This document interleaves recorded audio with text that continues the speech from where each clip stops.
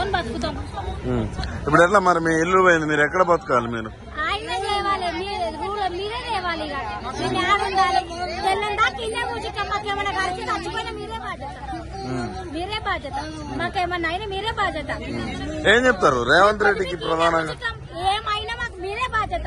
ఇప్పుడు కట్టెలు పట్టుకోం, మీరే బాధ్యత. మాకేమన్నా అయితే ఇన్నే కూర్చుంటాం రోడ్డు మీద. మీరు కూడా ఉండరు మా సరిగ్గా, ఇన్నే కూర్చుంటాం.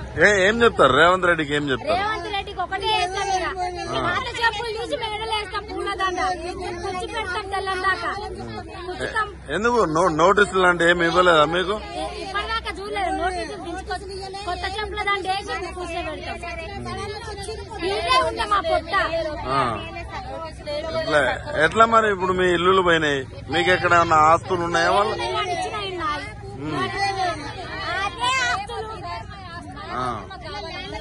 ఇదే ఆస్తి, ఇంకేముంది ఆస్తి?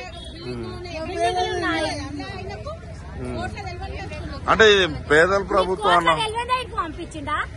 ఇది చేయపోయి అంతా మీకు కోట్లకేం రాలేదా? రాందే వచ్చిన మీరు ఇంత లక్షల మంది. ఇవన్నీ వచ్చినాయి పెద్ద పెద్దవి. నా దొంగల 4 గంటల రాత్రికి రానికే. అంటే మీరు కబ్జా చేసిరు అంటున్నారు.